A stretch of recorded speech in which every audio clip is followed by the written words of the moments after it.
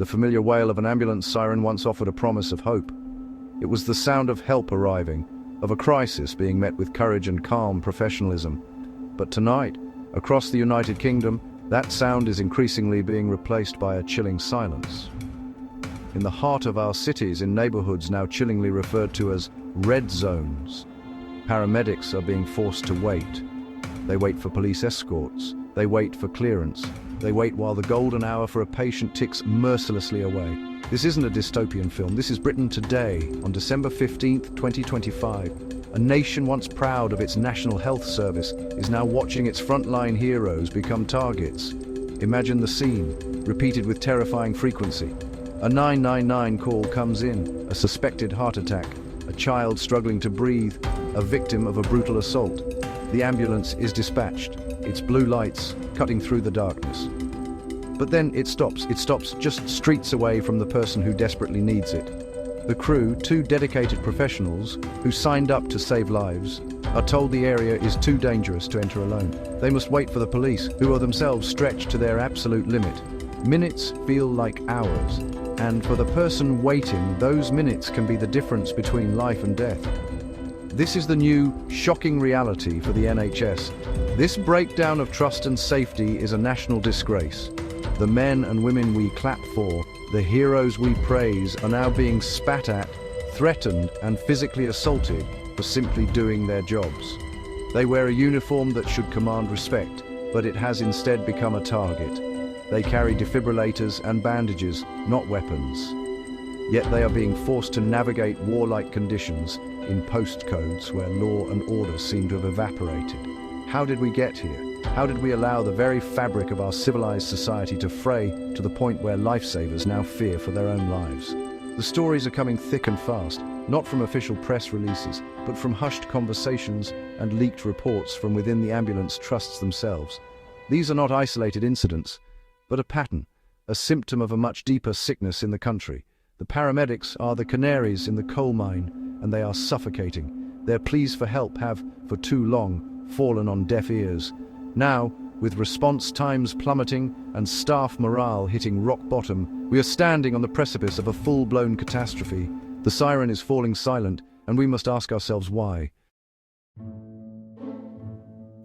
For months, whispers have circulated about the existence of so-called red zones, areas of our towns and cities where ambulance crews are instructed not to enter without police backup. Now, thanks to leaked internal NHS documents obtained by Empire Alert News, the shocking scale of this crisis is laid bare. These are not just anecdotes, this is hard data. The reports detail a staggering increase in assaults on emergency workers. According to the most recent figures, physical assaults on ambulance staff have surged by over 35% in the last 2 years alone.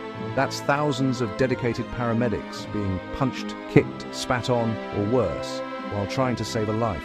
The numbers paint a horrifying picture of a service under siege.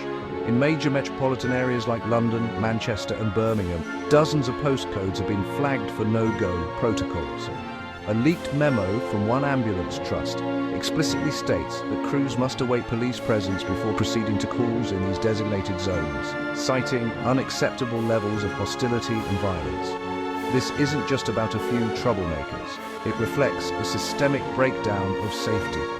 The statistics on verbal abuse are even more alarming, with nearly every frontline paramedic reporting being threatened or intimidated on a weekly, if not daily basis. The impact on emergency response times is catastrophic and undeniable.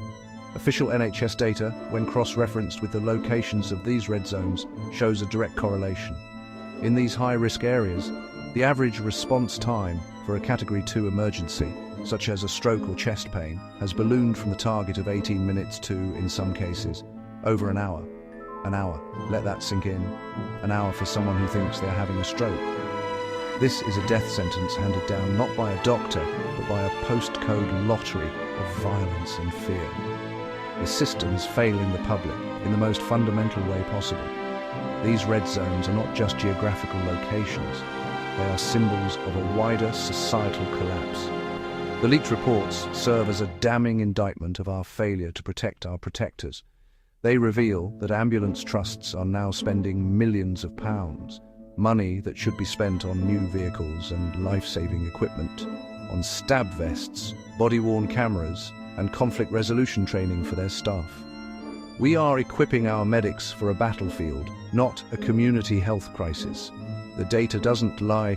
The very people we rely on in our darkest hour are being abandoned to face the violence alone. Let me paint you a picture of what our paramedics are now facing. It's 2 a.m. on a Saturday.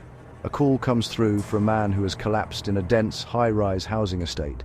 He is reported to be unconscious. The two-person crew, a veteran paramedic with 20 years of service and a newly qualified graduate, arrive at the edge of the estate. The dispatcher's voice crackles over the radio. Proceed with caution. Reports of youth disturbances in the area. Police ETA is 15 minutes. 15 minutes. To the man lying on the floor, his brain being starved of oxygen. That might as well be an eternity. What do? The crew faces an impossible choice. Do they follow protocol and wait, knowing their patient's chance of meaningful recovery is evaporating with every second? Or do they risk their own safety, walking into a potentially hostile environment where they could become the next victims? They see shadows moving in the alleyways, hear the distant sound of shouting. Is it just kids messing about, or is it something more sinister? Last week, a crew in a neighboring city was lured into a similar situation and ambushed, their medical kits stolen and their vehicle vandalized. That memory hangs heavy in the air. They decide to go. They grab their kit, their hearts pounding. Every corner they turn feels like a gamble. They find the patient in a poorly lit stairwell, not alone as reported, but surrounded by an agitated and intoxicated crowd. "What took you so long?" Someone screams, their face inches from the paramedics. "You leave our people to die?" The crew tries to work to assess the patient, but they are being jostled, filmed on phones, and subjected to a torrent of abuse. They can't hear the patient's breathing over the noise. They can't check for a pulse without being pushed. In this chaotic scene, the line between lifesaver and target dissolves completely. The patient needs urgent care, but the environment makes it impossible to provide it. The paramedics are not just fighting to save a life, they are fighting to protect themselves from a volatile mob that sees their green uniform not as a symbol of help, but as a representation of a state they don't trust. This is the reality. This is the brutal choice and the terrifying environment our NHS heroes are forced to endure night after night in the broken parts of Britain. To protect their careers and their safety, the paramedics who spoke to us did so anonymously. Their words are a raw, unfiltered cry for help from the heart of a broken system. "I don't feel like a healthcare professional anymore. I feel like a soldier," one veteran paramedic from the Midlands told us. "We put on the uniform every day, not knowing if we'll be shouted at, spat on, or have a knife pulled on us. The fear is constant. I have a family at home. I joined this job to help people, but some days I feel like I'm just a punchbag for society's anger. It's soul-destroying." Another, a young woman working in London, described the psychological toll. "The waiting is the worst part," she explained. "Sitting in the ambulance, just a few hundred meters from a call, knowing someone is in agony or dying, and we can't go. We're told to wait for police, but you can hear the screams on the phone. You feel utterly helpless, and then you feel guilty. When we do get there, the family is furious with us for the delay. They don't understand we were stopped for our own safety. How do you explain that to a grieving mother? It's an impossible situation. The frustration with the system is palpable. It's death by 1,000 cuts," said a crew member from Manchester. "We get a call, but there are no beds at the hospital, so we have to wait for hours in a hospital corridor with our patient. That means our ambulance is off the road. That means the next person who calls 999 waits even longer. The public gets angrier, tensions rise, and it creates the very hostility that puts us in danger. It's a vicious cycle, and we are trapped in the middle of it. Management just sends emails about resilience. It's a joke. We are not resilient. We are broken." Finally, a paramedic on the verge of quitting shared his deepest fear. "The public's trust in us is gone," he said, his voice cracking with emotion. "It used to be that when you turned up in the green uniform, you were welcomed. People were relieved. Now, in so many places, there's immediate suspicion, immediate aggression. They see the uniform and they see the system that they feel has failed them. We are the most visible part of that system, so we take the hit. I never thought I'd say this, but I'm scared. I'm scared for myself, and I'm scared for the future of the NHS." This wave of violence against our paramedics did not appear out of a vacuum. It is a toxic symptom of a much wider disease afflicting the United Kingdom. Decades of chronic underfunding have left the NHS, our national treasure, brittle and exhausted.